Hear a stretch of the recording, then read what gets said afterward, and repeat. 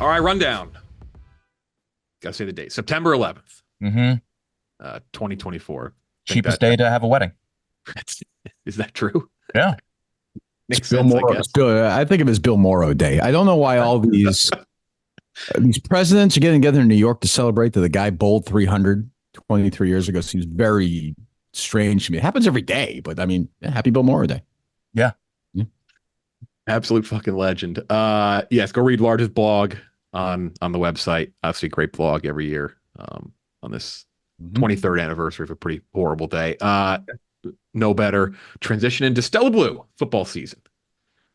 Back. No better way to celebrate. Are you drinking Stella Blue right now, Nick? I am, yes. Delicious Stella Blue. Fall flavor. I don't know if it's an age thing, but I now like fall flavors a lot. Maple pumpkin pie. That's one of them. Apple crumb cakes. Which one's isn't there a yak one? Is that the fall flavor too? The yak one is the winter. It's a butter cookie. Okay. Not quite there yet. Yeah. But the fall flavors are great. Available in both ground or K-Cup varieties. Seasonal flavors all year round. But we're in the fall ones right now. And like I said, maple pumpkin pie, apple crumb cake. Grab Stella Blue's limited edition fall flavors today at StellaBlueCoffee.com or on Amazon. Use promo code RUNDOWN to enjoy 20% off any order of $25 or more on StellaBlueCoffee.com. Make every game day or just every day a victory in the fall. I double cup because I have sensitive hands, not because it's like a rap homage to lean. Just I have soft hands. What the hell that means, but I'm sure. Yeah. They wanted to get the three political minds together at the company. Oh, yeah.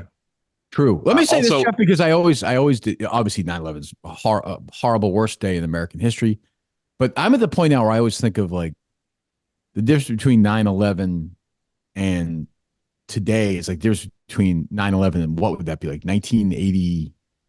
Where are we at? 1986? Am I getting that totally wrong? 23 years before 9/11. What would that be? 2000, like 1978. Is that right? Yeah, it'll be right. Yeah, 78. Yeah. That's what I mean. Stuff like that always just, I don't know.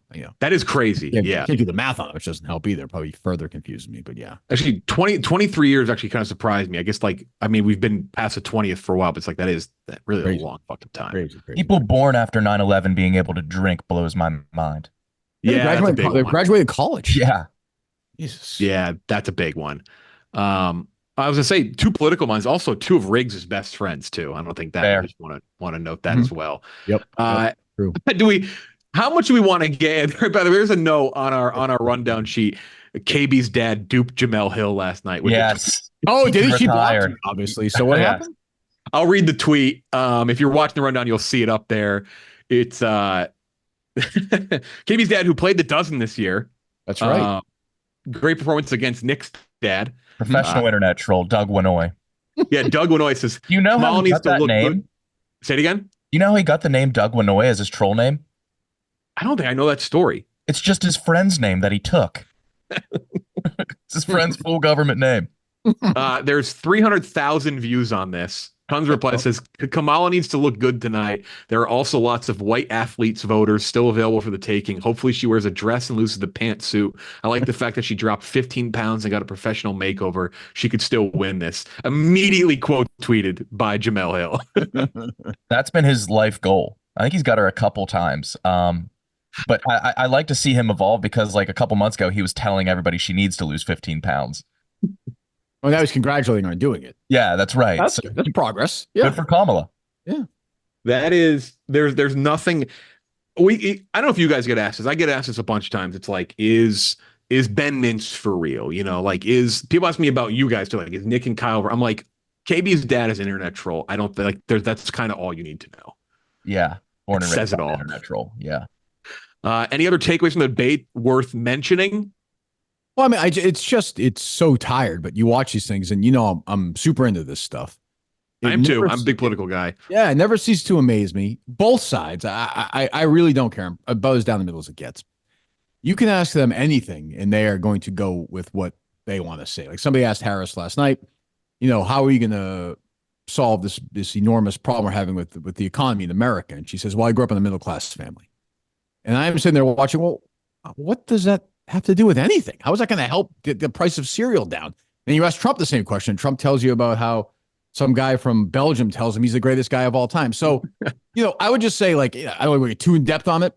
I thought it was, everyone's tweeting. Obviously, the moderators were definitely pro Vice President Harris, but she had a good night last night. Like, I think no matter what, she looked like she could be president last night. And I think that's probably going to go. I actually think she's going to win now. I didn't think that a month ago.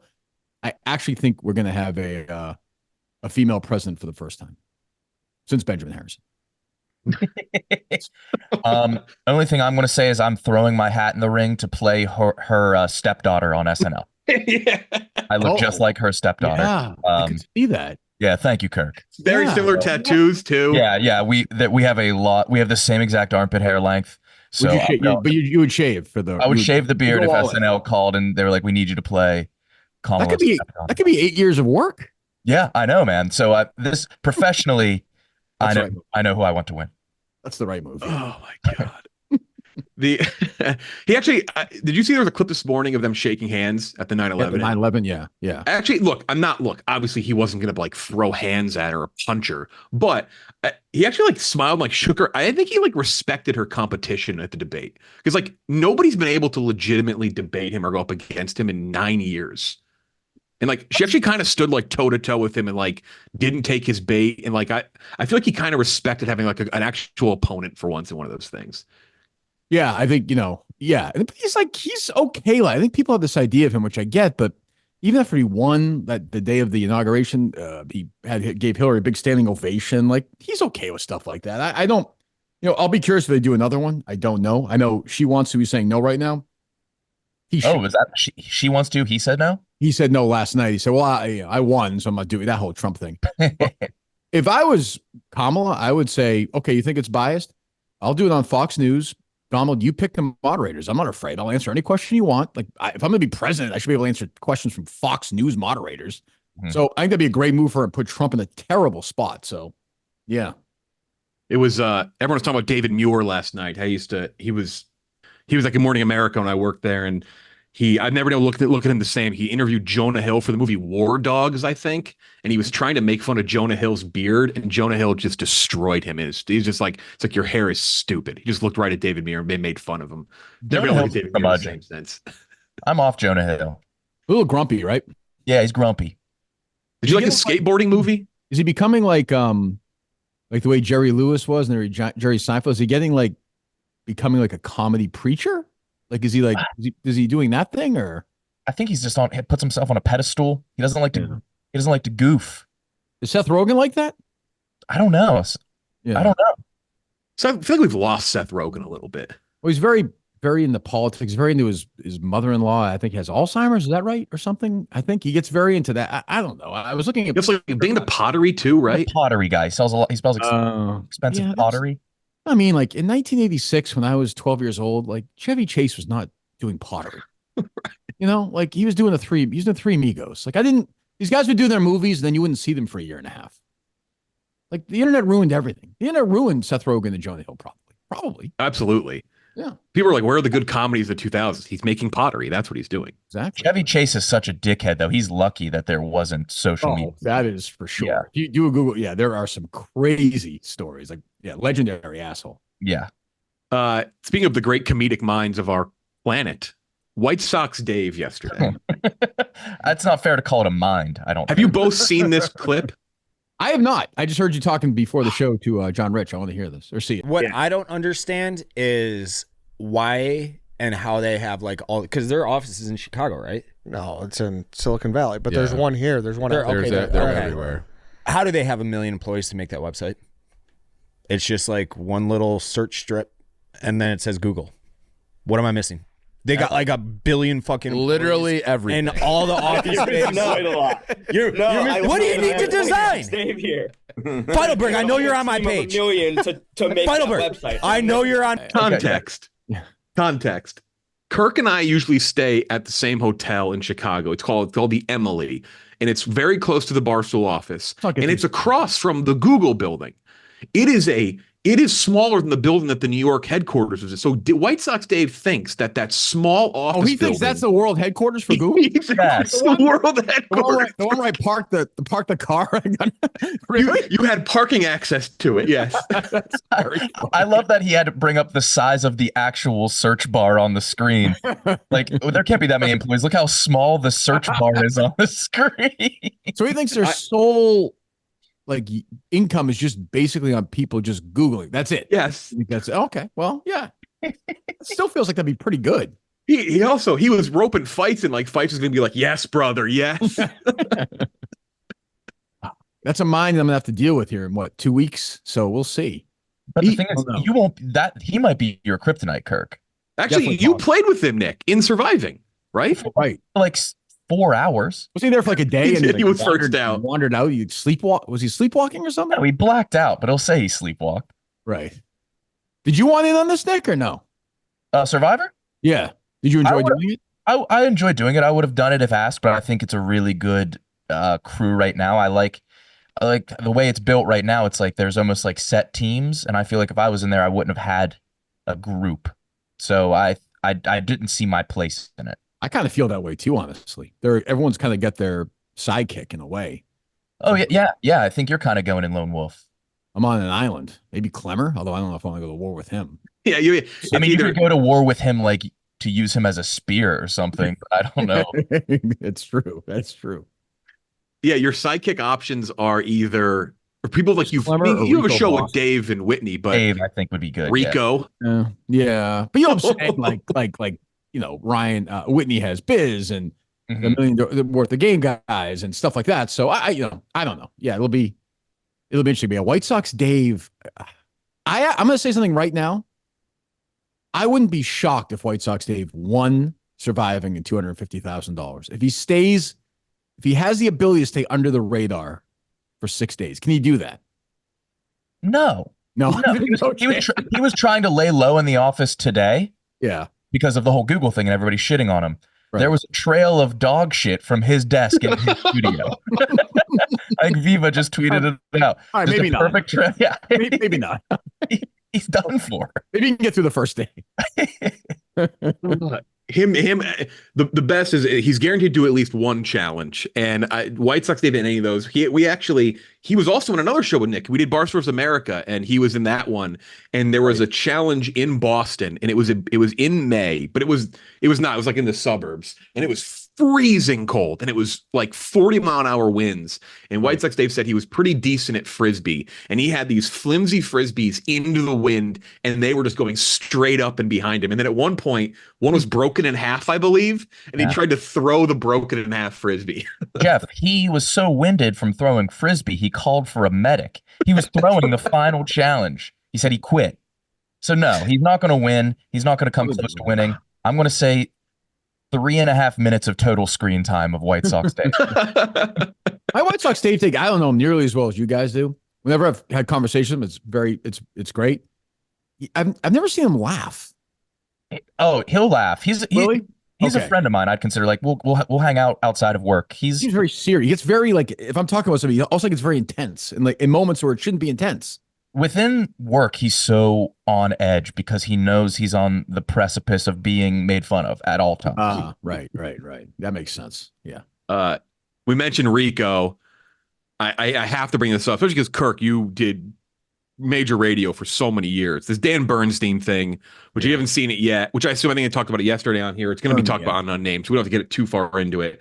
But Rico, Dan Bernstein, this radio host, for some reason went at Eddie, the nicest guy of all time, because Eddie referred to him as Bernstein, which is the name of the show. It's like Bernstein and Holmes. And then he got caught on, like, after the show ended on camera, telling his co-host that Eddie said it in like a mean way, but he never did. So they allowed Rico to enact the writers. I guess Rico is calling all morning long trying to get on this show, but they're not opening the phones. Right. Well, everybody knows him. Eddie's one of the great monsters of all time. Just a giant asshole. Like, this was inevitable. Like, you've got your Harvey Weinsteins, you've got your, terrible people in history. And Eddie's just an evil guy. This doesn't surprise me. It's inevitable. Yeah, it's about time, and it's cosmic justice, really. Yeah, and I think that punishment was worth the crime for sure. There's everybody. Eddie's, everybody loves. That's the best part. Is everybody loves Eddie. This is everybody I ever dealt with in radio, who was a giant, like had that vibe. Like this guy is just some midday shitbag host in Chicago, and he's saying to Eddie, like, "How dare you say my fucking name?" But I think he's like, isn't it like you can call me Bernsey, but you can't call me Bernstein? You can call me Dan or Bernsey, but not my full last name. That's the title of the show. Isn't Bernsey more intimate? That's what I thought. Yeah. Friendship thing, I think. I don't know. Well, you don't know me like that. Call me by my nickname. That's backwards. But the video's worse. The mouthing, that thing. Yeah. Do we know what he said after? Look. I know people are trying to read lips and say, because he says something after that too for a couple of seconds. I'm people have been trying to break that down. I don't know. Yeah, I wish the mic was hot there. Unfortunately, it wasn't. But yeah, I've done this when we go to war with my old station. What they just do is they just shut the phone lines down. Like the phone lines aren't open right now. People are calling in. I mean, keep doing it but like they've just said, we're not taking any calls. We're shutting it down. We're essentially unplugging. It's in the crosshairs Dave enemy though, which I feel like we haven't. He's gone at people like within the company. Like there's been some things like there's been that type of drama, but I feel like outside the company, this is the first one because he loves Eddie too. It's his guy. It's his co-champion that does it too. Like he loves Eddie. Old co-host on Dave Portnoy show, so he's got this guy. Unnamed will be funny tomorrow. I'm excited to see what he says about this guy. So if we could, what if it was Rico that said Bernstein to Bernstein, and it had that reaction? Would Dave go to bat for Rico like that? I think he would think it was no. I think he'd think it was very funny. I think he'd go the comedic angle that way, and not right. I think so too. Another loss for Rico. Like he finally gets his moment on the radio. Yeah, Dave would be like, "How dare you call him Bernstein?" Yeah, right. You don't know. Dave goes to bat for Rico more than I think Rico gives him. Well, no, I know more than Rico gives him credit for, but also I could see a scenario where we're selling like Bernsey shirts the next day. Yeah, like it's a very funny moment. Yeah, like this felt like an attack. Yeah. Yeah. And then we had a smattering of topics. I guess what is a smattering of three just really nice, lovely topics. Another allegation against Deshaun Watson. Did you see the name of his lawyer? No. Rusty Hardin. Oh yeah. Come on. Yeah, he was Roger Clemens' lawyer. Oh, yeah. That's a tough name though, especially for being a sex pest. That's what do you want as a Browns fan? You have to let him play like another like 3 or 4 games. It's not like last year. Last year it was very clear that if they had a good quarterback, they'd have been a really good team because everyone else was great. Everybody sucked ass on Sunday. He was horrible. Like I can't say that enough. He was very bad. Everybody else, including Tom Brady, was horrible on Sunday. Just wretched. So you have to at least like if he's that bad behind a healthy line and Nick Chubb, then you gotta, it's probably this is shaping up as one of the worst moves in the history of absolutely American sports. Like this is a disaster. But at this point, you can't do anything with it. So like, there's no until the team is healthy and he can't compete with a healthy team. You got to at least give it like 1 or 2 more. Like it's also week 1. Like like ask me again in 3 weeks, I'll probably have a different opinion. So I also you two. I'll do a little hit for DraftKings here. You two are out of the. Out. I'm going to put it in quotation marks. You get a buyback in. We have this survivor pool at Barstool where you pick shout out to DraftKings. You pick a touchdown scorer and you try to stay alive throughout the season. You win a bonus, but at the end, you both missed last week. But you're going to get back in. You got to get 2 right this week. I probably will. I don't know if you know him, Nick. I used one of the great loser gamblers of all time last week. Mutt is my guy. So sure, yeah. I don't think I'm going to do that again. He gave me Jalen Hurts. So I did Jalen Hurts too. Oh, you did? Yeah. It's close, but Dead Tickets Manansky was at it again. So we'll see. But yeah, I'm back in. And then the last one, the last one on here. I have nothing to say on this topic. I don't know if you do, Nick. Dave Grohl publicly announced he's having a child out of wedlock. It was a weird post. So somebody tweeted that it was like it was like it was tweeted like a coach being fired. The verbiage. It almost seemed like the wife probably made him do it. He cheated on his first wife, And I don't know why people are so shocked that a rock star is having a child out of work. Right. Right. Also, who's fucking businesses though? What the hell do I care? Like, Yeah. I'm sure the kid will be. He said he's going to take care of it. He'll pay for it. It seems like everyone was on board. Like, I don't know why. Who do I care? Dave Grohl's having. It goes back to the internet's ruined everything thing that you said. Like, it's really like, right. It's a rock star. Like, that's.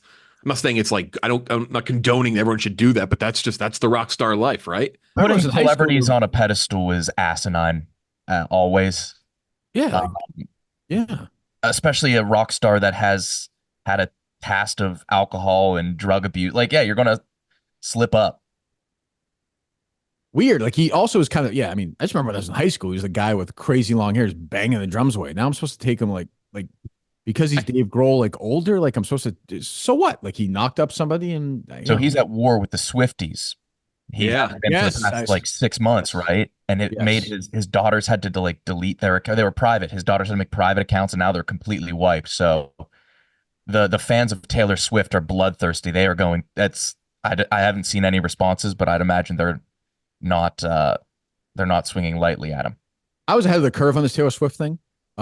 This thing that's gone all over the internet. I was watching the tennis live, and I saw her dancing around in that intermission. It's been all over Twitter, when she was Travis Kelce. And I saw that. I was like, this is just somebody I don't want in my life. It just seems like a handful. Like, I'm like, can you just sit down and just watch the fucking tennis match? Like, not everything has to be a performance. I know you grew up weird. You have no actual friends. Like, you have all famous friends and the cameras on. Just sit down, have a goddamn drink, and watch the tennis. I mean, for fuck's sake. Social media's made the U.S. Open, by the way. US Open's always been a big thing. But social media's made carpet at it now. Yeah. Like, what what happened? I don't know. Like, these people I don't even know are showing up with these guys. But I'm 100 years old. Like, I don't even know who Sabrina Carpenter is. I know she made out with somebody, and everyone was all excited. What the fuck is going on? She Frenched at the U.S. Open, Kirk? No, I believe she was making out with some video of hers, right? She was just. Oh, yeah. Who the hell was it? She's still dating the Irish actor, Barry Keoghan. I think so, yeah. He's good. Good actor. He's a good actor, yeah. Yeah. Dies in Dunkirk. Falls down the stairs and bashes his head open. Drowns in Banshees. Yeah. Yes. Nick, before we go, surviving Barstool prediction from you. No brainer, Bob Fox.